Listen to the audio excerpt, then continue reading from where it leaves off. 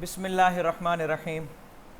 سنن ابن ماجہ یہ جو مجموعہ ہمارے سامنے ہے، ہمارے نصاب کے اندر مکمل کتاب تو نہیں ہے، سلیکٹڈ چیپٹرز ہیں، اور ان میں سے جو فرسٹ چیپٹر ہم پڑھیں گے وہ ہے باب فی القدر، قدر کا بیان تقدیر کے حوالے سے۔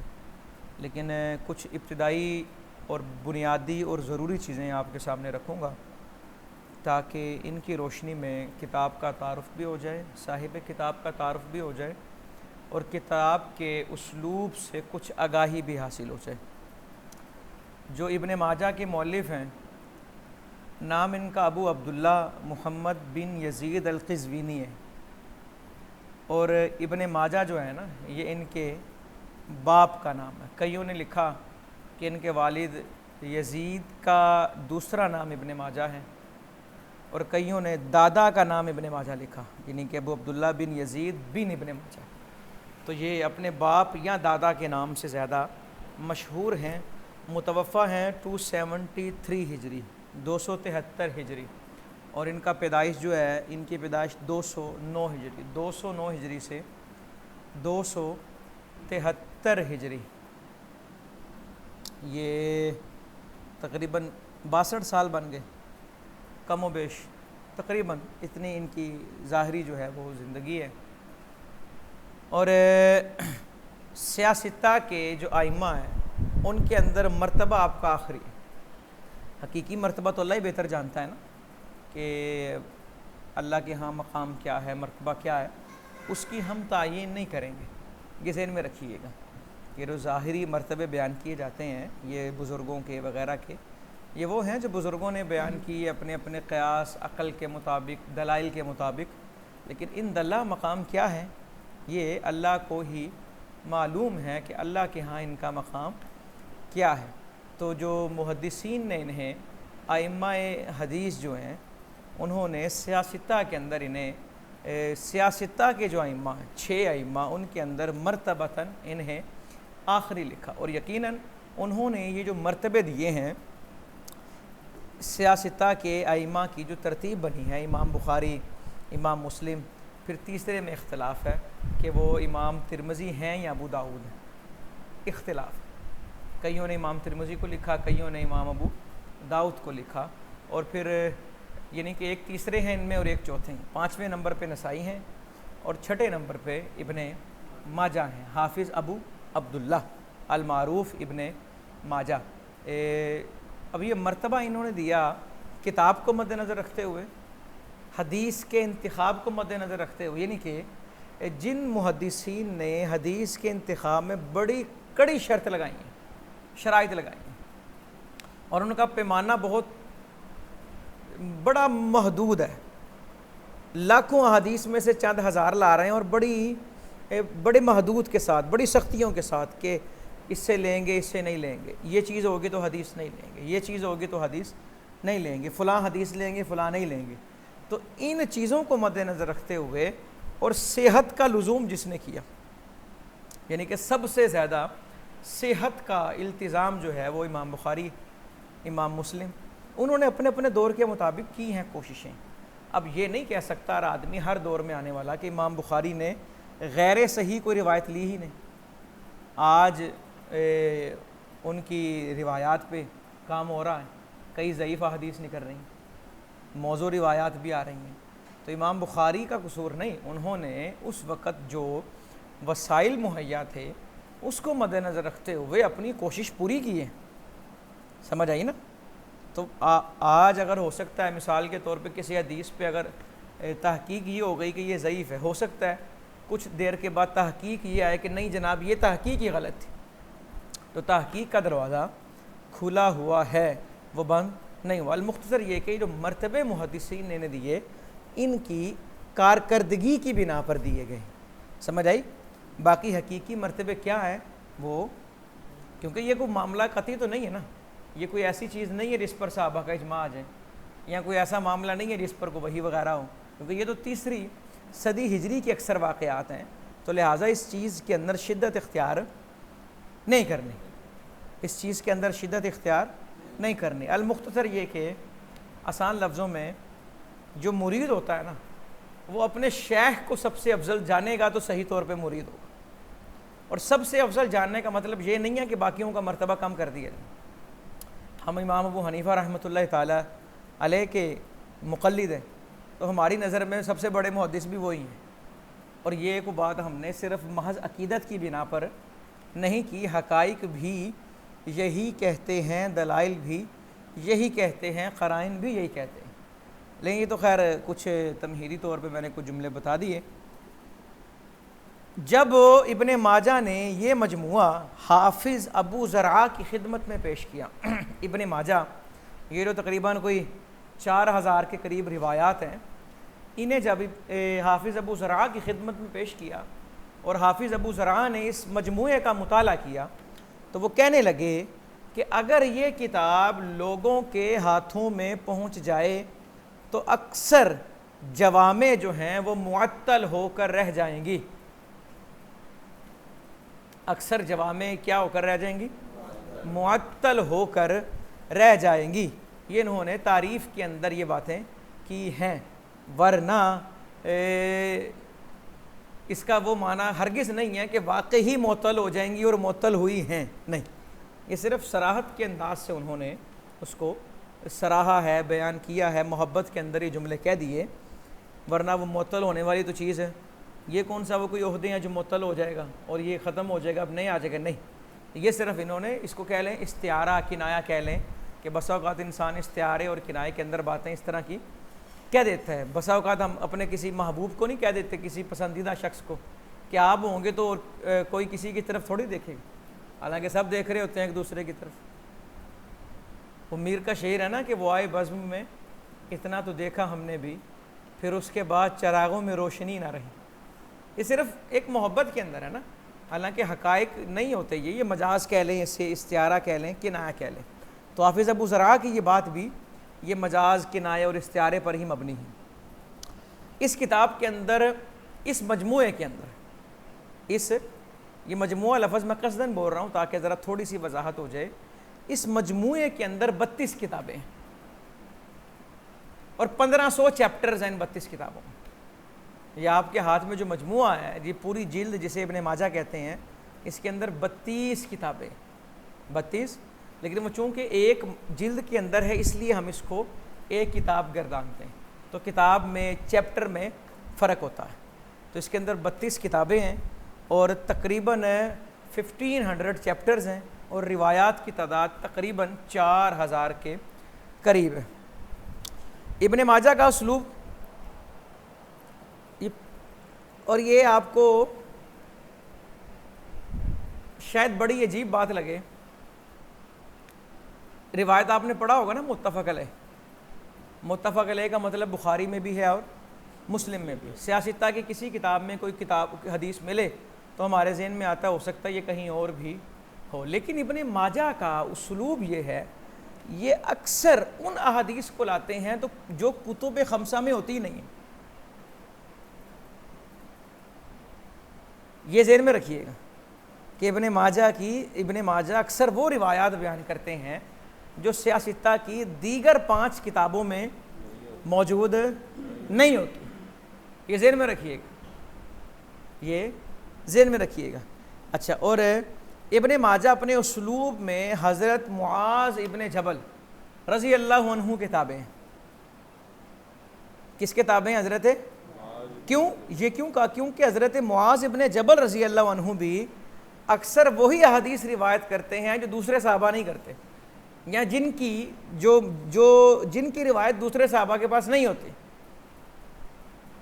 اب کیا مطلب اس کا دیکھیں نا, ہمارے ہاں مصنفین وغیرہ اسی پر لکھ رہے ہیں جس پر ہر بندہ لکھ رہا ہے, لیکن کچھ لوگ ایسے ہوتے ہیں وہ اس موضوع کا انتخاب کرتے ہیں جس پر کوئی نہیں کرتا کام.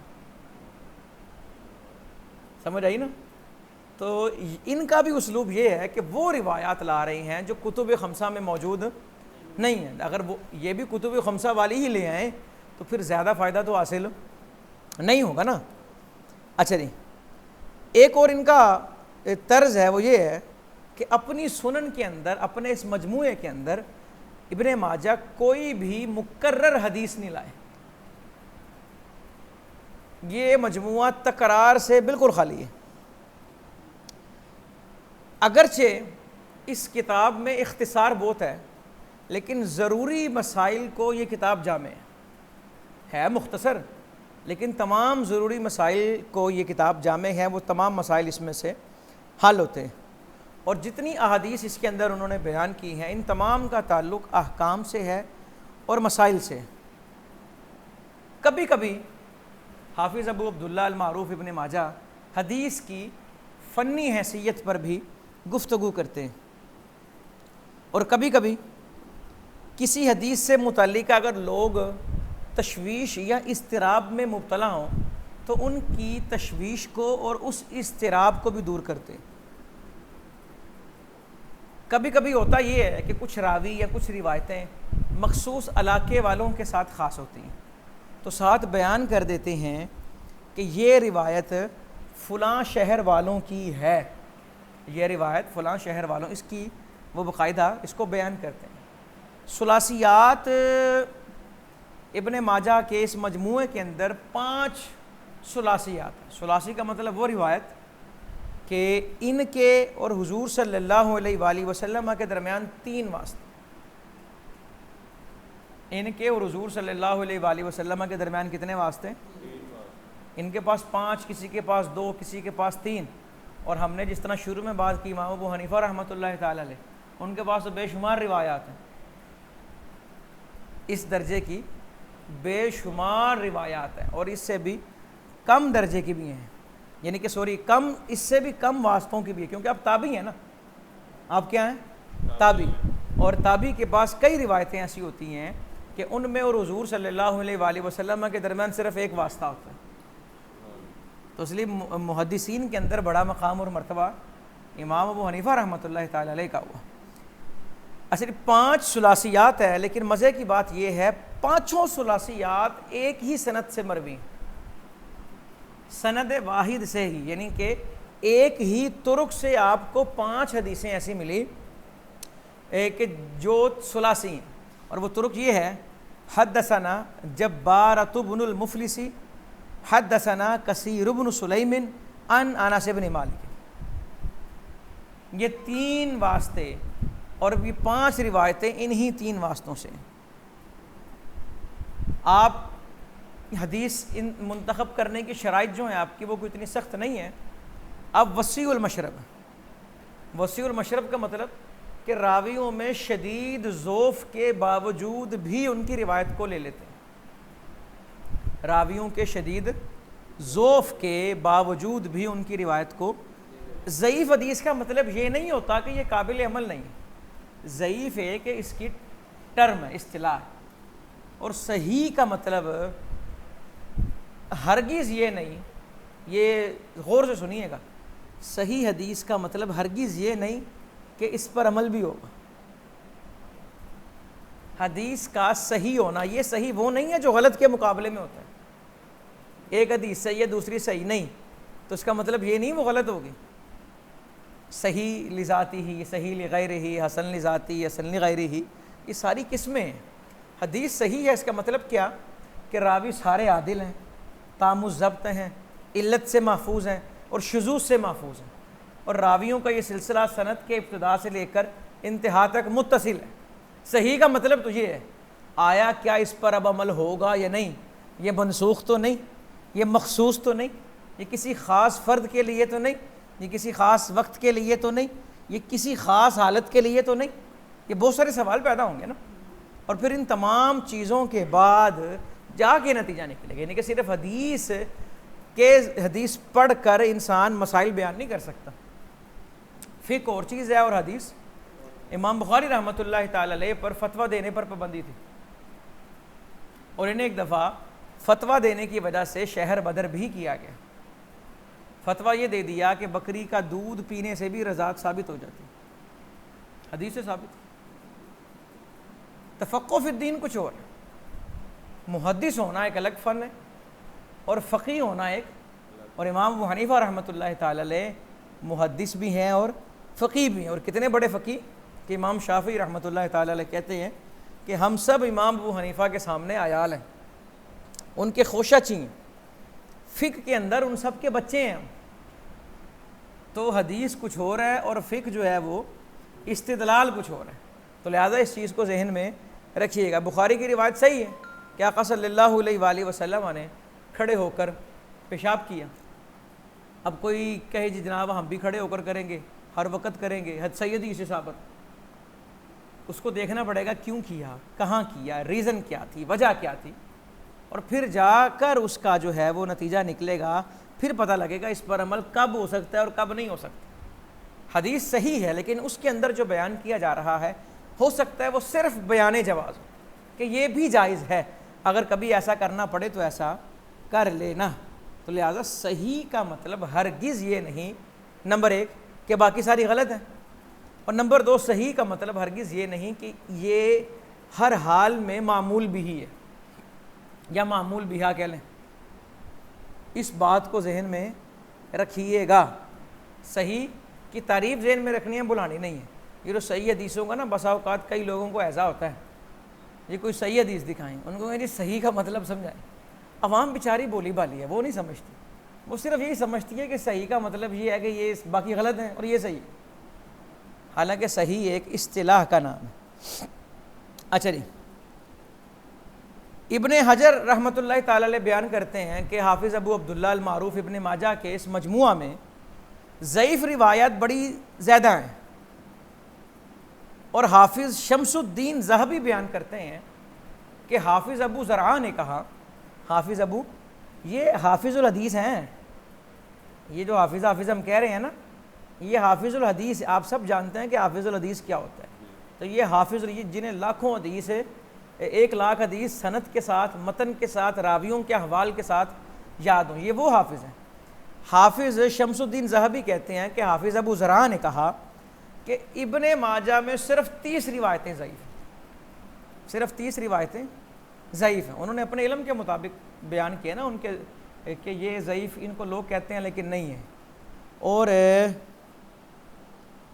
درست بات یہ ہے، تحقیق جو بعد میں وہ یہ حافظ ابو زرعہ نے تو 30 روایتیں بیان کی اپنے علم کے مطابق، میں پھر کہہ رہا ہوں اپنے علم کے مطابق کہ جو اس وقت ان کے پاس ذرائع تھے، جو ان کو پتہ لگا، لیکن اس کے بعد جو تحقیقی ہوئیں اور اس وقت جو تحقیق ہے وہ یہ کہتی ہے کہ اس مجموعے کے اندر کم و بیش 1000 روایات ایسی ہیں جو قابل استدلال نہیں، اپنے ضعف کی وجہ سے قابل استدلال ہو سکتا ہے، کوئی محقق ایسا ہے وہ انہیں قابل استدلال کہے اور اس کے پاس دلائل ایسے ہوں، یہ کم و بیش ایک اندازے کے مطابق، اور یہ ساری باتیں وہی ہیں جو اس کتاب کو پڑھنے پڑھانے والے جنہوں نے اپنی زندگیاں اس فن میں گزاری ہیں ان کی تحقیقات جو ہے وہ میں نے سارے آپ کے سامنے رکھی۔ ہو سکتا ہے آپ میں سے کوئی مثال کے طور پہ ہم ایک روایت کو پڑھیں گے یہ ضعیف ہے، لیکن وہ اس کے مشاہدات ایسے تلاش کرے، وہ اس کے توابع ایسے تلاش کرے، وہ تحقیق ایسی کرے، وہ کہ نہیں جناب یہ جنہوں نے اسے ضعیف کہا ان کا علم ناقص تھا، ان تک حقائق پہنچے نہیں، حالانکہ بات یوں نہیں، بات یوں ہے۔ تو تحقیق کا دروازہ، اس کا مطلب یہ ہے، یہ ساری باتیں ہمیں یہ بتا رہی ہیں کہ جو محقق ہوتا ہے وہ آنکھیں بند نہیں کرتا، محقق آنکھیں بند نہیں کرتا، وہ تحقیق کا میدان جو ہے اس کے اندر وہ کھیلتا ہے۔ مرد وہی ہے نا جو میدان کے اندر ہے، اور محقق کبھی اپنی آنکھیں بند نہیں کرتا۔ اور ایک جملہ اور وہ یہ کہ اندھی تقلید نہیں کی جائے گی، یہ وہ تقلید جو اصطلاحی ہے اس کی میں بات نہیں کر رہا، یہ میں لفظی تقلید یہاں بیان کر رہا ہوں، وہ یہ کہ ورنہ تو اصطلاحی تقلید اگر ہم امام ابو حنیفہ رحمۃ اللہ تعالی علیہ کے مقلد ہیں تو ہمیں آنکھیں بند کر کے یہ کہنا پڑے گا کہ آپ نے جو کہا ہے وہ ٹھیک کہا ہے، آپ کے جو اصول ہیں وہ فروع میں کوئی اختلاف کر سکتا ہے، امام ابو یوسف نے کیا، امام محمد نے کیے، امام ظفر نے کیے، لیکن اصول میں اختلاف آنکھیں بند کر کے کہ امام ابو حنیفہ رحمۃ اللہ تعالی علیہ کا یہ جو اصل ہے، یہ جو قاعدہ ہے، یہ جو ضابطہ ہے وہ ٹھیک ہے، سمجھ آئی؟ تو یہاں پر اندھی تقلید کی جو بات ہو رہی ہے یہ لفظی تقلید ہے، کہ یعنی کہ جہاں لکھ دیا ایک کتاب میں پڑھ لیا تو وہ ہمارے اوپر لاگو نہیں ہوگا، ہم خود اس کو دیکھیں گے کہ آیا یہ چیز ہمارے اوپر لاگو ہونی چاہیے کہ نہیں لاگو ہونی چاہیے، اور بالکل تعصب ہٹا کے اور بالکل طرفداری ہٹا کے تحقیق کے میدان میں اسے دیکھیں گے۔ علامہ محمد اقبال رحمۃ اللہ تعالی علیہ نے کہا نا کہ تجھے کتاب سے ممکن نہیں فراغ، کہ تو کتاب خواں ہے صاحب کتاب نے. تو کتاب خواں نہیں بننا کہ بس کتاب میں آیا تو نہیں، فلاں جگہ آیا نہیں. آپ اسے ثابت کر سکیں کہ جو فلاں جگہ آیا ہے وہ ٹھیک ہے، اور اسے آپ ثابت کر سکیں کہ فلاں جگہ جو آیا ہے وہ ٹھیک نہیں ہے. تو یہ ساری چیزیں میں آپ کو اس لیے بتا رہا ہوں کہ بسا اوقات ہم نا کسی سوجی ہوئی چیز کو موٹا سمجھ لیتے ہیں. تو موٹا کچھ اور ہوتا ہے اور سوجی چیز. اب ڈھول اتنا بڑا ہوتا ہے، آواز بہت دیتا ہے، ضروری نہیں اس کے اندر گوشت بھی ہوگا. کہانی سنی ہوگی لومڑی والی سب نے. تو لہٰذا ان ساری چیزوں کو ذہن میں رکھنا ہے، اور پھر جو ہے وہ اس حدیث کے سمندر کے اندر غوطہ زنی کرنی ہے. یہ دیکھنے میں تو بڑا آسان لگتا ہے کہ صرف ترجمہ ہی ہے، یہ ترجمہ نہیں ہوتا، اس کے اندر ترجمانی بڑی کرنی پڑتی ہے اور بڑے معاملات ہوتے ہیں. ایک ایک حرف سے استدلال ہوتا ہے، ایک ایک بسا اوقات روایت بیان کرنے کے انداز سے استدلال ہوتا ہے. مثال کے طور پہ ایک روایت امام کے پیچھے قرات کرنے کے حوالے سے موجود کہ پوچھا کہ قرات کس نے کی ہے؟ سارے خاموش رہے، ایک شخص بولا میں نے کی. تو ہم نے استدلال کیا کیا؟ اس کا مطلب یہ ہے کہ سب نہیں کرتے تھے، تبھی تو خاموش رہے نا. تو بسا اوقات یہ بیان بتاتے ہیں. تو لہٰذا ان ساری چیزوں کو مد نظر رکھتے ہوئے اس فن کے اندر غوطہ زنی کرنی ہے، اور انشاءاللہ اس کو ہم ابھی تو ابتدائی گفتگو ہوئی، ٹائم ختم ہو گیا. کل کے سبق میں جو ہمارا منتخب چیپٹر ہے اس کے اندر جو روایات آئیں گے انہیں ایک ایک کر کے دیکھیں گے، اور اللہ تمام کو علم نافع عطا فرمائے.